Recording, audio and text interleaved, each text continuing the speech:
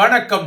இது ஐபிசி தமிழின் செய்தி வீச்சு. இன்றைய செய்தி வீச்சிலும் இலங்கை மற்றும் உலக நிலவரங்கள் காத்திருக்கின்றன. ஸ்ரீலங்காவின் அதிகார கொலுவில் முதன்முறையாக ஒரு இடதுசாரி தலைவர் கொலு இருப்பதன் காரணமாகவோ என்னவோ அவரை ஸ்ரீலங்காவின் முதன்மை தலையாரி என்ற வகையில் முதலாக பார்க்க சென்ற அயல் வீட்டு பெரியனரின் கைவிசேடமும் விசேடமாக இருந்தது.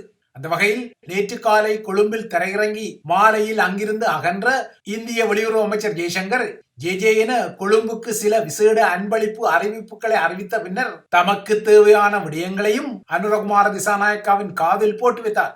பெரியன்னர் தரப்பு அறிவித்த நேற்றைய விசேஷங்களில் ஏற்கனவே ஸ்ரீலங்கா சின்னத்தம்பிக்கு வழங்கிய 20 மில்லியன் அமெரிக்க டாலர் கடனுதவி திட்டங்களை நன்கொடை திட்டங்களாக மாற்றும் கவர்ச்சிகரமான கரத்துண்டும் அடங்கியிருந்தது.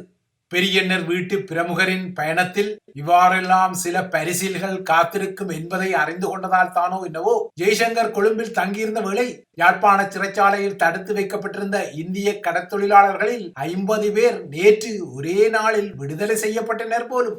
ஜெய்சங்கர் தனது நேற்றைய இலங்கை பயணத்தில் தமிழர் தரப்பை எட்டி பார்க்கவில்லை.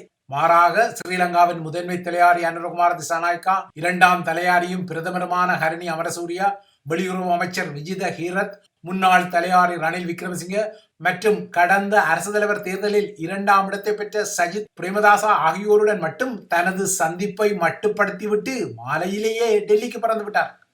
நேற்று ஜெய்சங்கரின் சந்திப்பு இடம்பெறுவதற்கு முன்னர் பதிவு செய்யப்பட்ட நேற்றைய செய்தி வீச்சில் கூறப்பட்டது போலவே அச்சொட்டாக அனுரகுமார திசாநாயக்காவுடனான தனது சந்திப்புகளின் போதும் ஜெய்சங்கர் சில விடயங்களை தொட்டிருக்கிறார். அதாகப்பட்டது இலங்கையின் இனப்பிரச்சனை விடயத்தையும் ஒரு ஊறுகாயாக தொட்ட ஜெய்சங்கர் பெரியன்னரின் வளமையான எங்கேயோ கேட்ட குரல் பல்லவியை எடுத்து விட்டார்.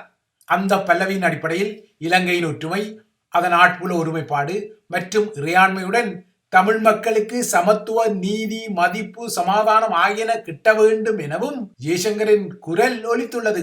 இந்த இலக்குக்காக 13ஆம் திருத்தத்தை முழுமையாகவும் வினைத்திறனுடனும் நடைமுறைப்படுத்தி மாகாண சபைகளுக்கான தேர்தல்களை நடத்த வேண்டும் என்ற செய்தியும் டெல்லியின் சார்பாக அனுரகுமாரவுக்கு ஜெய்சங்கரால் சொல்லப்பட்டது. ஆகையால் பெரியண்ணன் வீட்டு வெளியுறவு முகம் தனது பயணத்தில் ஈழத்தமிழர்களின் பிரச்சனை குறித்து எதுவும் பேசவில்லை என்ற குறை தமிழருக்கு இருக்கக்கூடாது என்ற ஒரு கரிசனை டெல்லியிடம் இருந்திருக்கக்கூடும். ஆக மொத்தம் தம்பிக்கு பெண் பார்த்தது போலவும் கம்புக்கு களை எடுத்தது போலவும் ஜெய்சங்கரின் கொழும்பு பயணம் பேஷாக நடந்தது. எனினும் சாமவேத தானங்களால் சின்ன தம்பியை எப்படி வளைத்துக் கொள்வது என்ற விடயமே நேற்றைய சந்திப்பில் தூக்கலாக இருந்தமை வெளிப்படையானது. அந்த வகையில் இலங்கை தீவுக்கு முன்னுரிமையின் அடிப்படையில் சில திட்டங்களும் அபிவிருத்திகளும் உதவிகளும் தொடரும் என்ற உறுதியை வழங்கிய ஜெய்சங்கர் 61.5 மில்லியன் அமெரிக்க டாலர் நன்கொடையில் வடக்கின் காங்கேசந்துறை துறைமுகம் நவீனமயப்படுத்தப்படும், ஸ்ரீலங்கா தொடருந்து துறைக்கு லோகோமோட்டிவ் என்ஜின்ஸ் எனப்படும் 22 புதிய இயந்திரங்கள் அன்பளிப்பாக வழங்கப்படும், இலங்கையில் 7 நிர்மாண திட்டங்களுக்காக வழங்கப்பட்ட 20 மில்லியன் அமெரிக்க டாலர் கடன் நன்கொடையாக மாற்றப்படும் என்ற டும் மகிழ்ச்சி செய்திகளும் அறிவிக்கப்பட்டன. இவற்றுடன் கூடவே இலங்கையின் எரிசக்தி வள உற்பத்தி, எரிபொருள் மற்றும் எரிவாயு விநியோகம், சூரிய சக்தி மின்மயமாக்கல், சுகாதாரத்துறை மற்றும் பால்வளத்துறை ஆகியவற்றில் இந்திய பெரியனருக்கான வகிவாகம் கோரப்பட்டது. அத்துடன் மறக்காமல் அனுரகுமார திசாநாயக்கா முன்னெடுக்க திட்டமிட்ட ஊழலற்ற பொது உட்கட்டமைப்பை டிஜிட்டல் எனப்படும் எண்ணியல் முறைக்கு மாற்ற நகர்விலும் பெரியனரின் பங்களிப்பு கரத்துண்டு நீட்டப்பட்டது. இவ்வாறான தானங்கள் மற்றும் வகிவாகங்கள் கோரப்பட்ட பின்னர்தான் இந்த விடயங்கள் குறித்து இன்னும் பரஸ்பரம் பேசிக் கொள்வதற்கு டெல்லிக்கு உங்களை அழைத்துக் கொள்கின்றோம் என்ற சூசகத்துடன் இந்திய பிரதமர் அனுரகுமார திசாநாயக்காவுக்கு விடுத்த பயண அழைப்பு கையளிக்கப்பட்டுள்ளது. அனுரகுமார திசாநாயக்காவின் ஜேவிபி மேற்பார்த்த தேசிய மக்கள் சக்தி ஏற்கனவே கொழும்பு துறைமுகத்தில் 700 மில்லியன் அமெரிக்க டாலர் செலவில் அதானி குழுமம் அமைக்கும் கொள்கலன் முனையத்தை எதிர்ப்பது பகிரங்கமான ஒரு விடயம். அதானி குழுமம் கொழும்பு துறைமுகத்தில் அமைக்கும் கொள்கலன் முனையத்தை எதிர்த்த தலைவர்களில் அனுரகுமார திசாநாயக்காவும் ஒருவர்.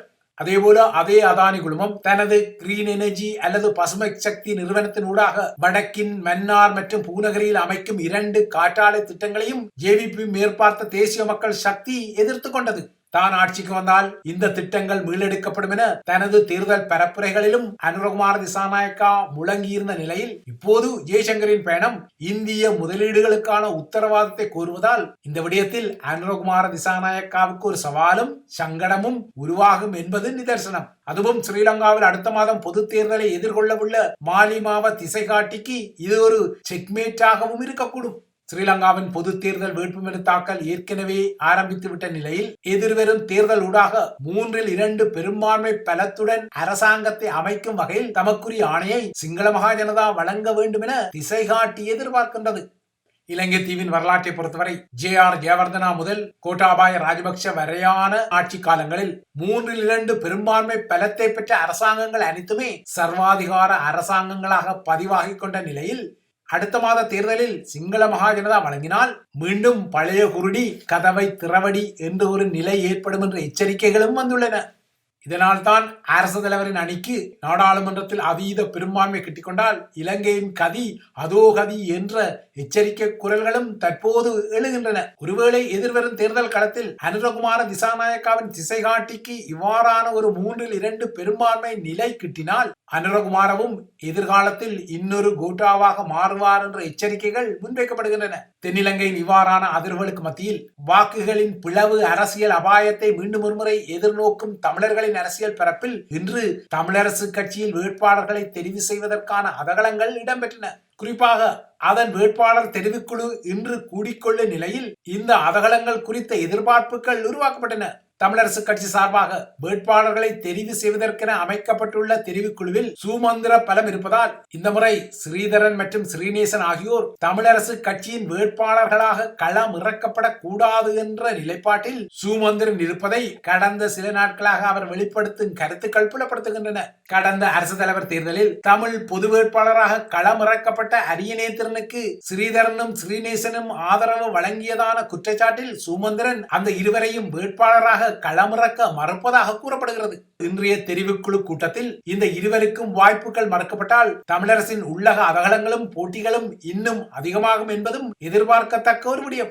இந்த நிலையில் எதிர்வரும் தேர்தலில் போட்டியிட போவதில்லை, இளையோருக்கு இடமளிக்க போவதாக கடந்த ஓரிரு நாட்களுக்கு முன்னர் செப்பிய சார்ல்ஸ் நிர்மலநாதன் இப்போது ஒரு யூ வடிவ திருப்பத்தை எடுத்துவிட்டார். அதாவது மீண்டும் தேர்தலில் போட்டியிட போவதாக அவர் அறிவித்திருக்கிறார். சுமந்திரனுக்காக எடுக்கப்பட்ட இந்த யூ வடிவ திருப்பத்தின் ஊடாக தானும் ஒரு அக்மார்க் அரசியல்வாதிதான் என்பதை சார்ல்ஸ் நிர்மலநாதன் மீண்டும் ஒரு முறை நிரூபிக்கிறார்.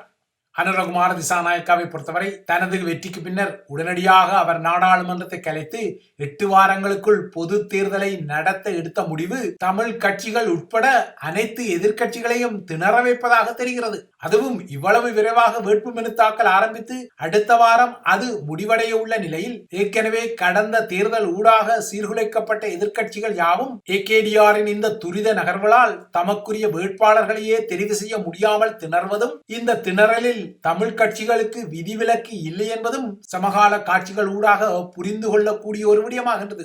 ஆனால் இந்த தேர்தலில் தமிழர்களின் முற்றங்களில் பெரும் வாக்கு பிளவு ஏற்படும் என்ற அபாயத்தை மீண்டும் ஒரு முறை அழுத்தமாக உறுதிப்படுத்தும் வகையில் தமிழர் பகுதிகளில் சுயேட்சை குழுக்கள் அதிகம் களமிறக்கப்படும் நகர்வுகள் இருக்கின்றன. அந்த வகையில் இந்த முறை மட்டக்களப்பில் மட்டும் இதுவரை 14 சுயேட்சை குழுக்கள் இந்த தேர்தலுக்காக களமிறங்கிவிட்டன. இதேபோல யாழ்ப்பாணத்தில் 8, வன்னியில் 6, திருமலையில் 7 என இந்த சுயேட்சை குழுக்களின் பட்டியல் நீண்டு செல்கிறது.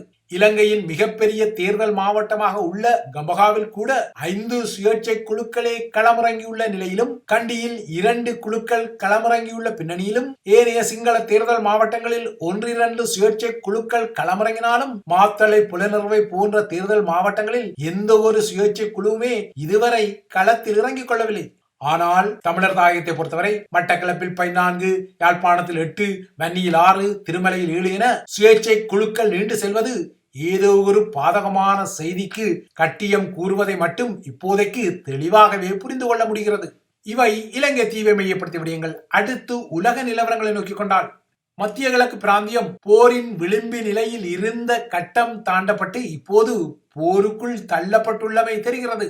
இஸ்ரேல் என்ற தேசம் இன்னும் நீண்ட காலத்துக்கு நிலைத்து நிற்காது என நேற்று குறிப்பிட்ட ஈரானின் உயர் ஆன்மீக தலைவர் அயத்துல்லா கமேனி ஈரான் மீது இஸ்ரேல் தாக்குதலை நடத்தினால் அதற்கு பதிலடி கடுமையாக வழங்கப்படும் எனவும் எச்சரித்திருக்கின்றார். ஆனால் ஈரானிய உயர் ஆன்மீக தலைவரின் இந்த எச்சரிக்கைகள் வந்த போதிலும் இஸ்ரேல் மீதான அக்டோபர் 7 தாக்குதலின் 1ஆம் ஆண்டு நினைவு நாளுடன் ஈரான் மீதான இஸ்ரேலிய தாக்குதல் இடம்பெறும் என்ற ஊகங்கள் வலுத்து வருகின்றன.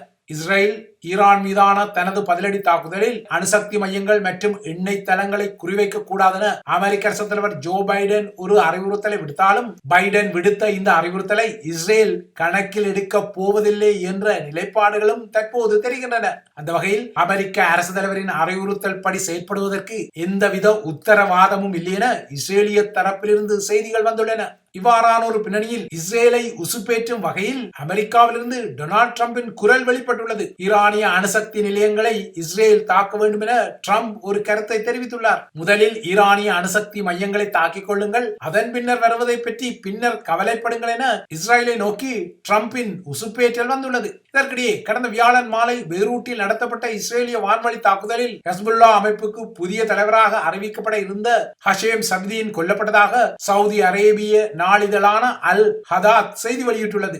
இந்த நிலையில் லெபனான் மீதான இஸ்ரேலின் தரைவழி நகர்விலும் கடுமையான மோதல்கள் இடம்பெற்று வருகின்றன.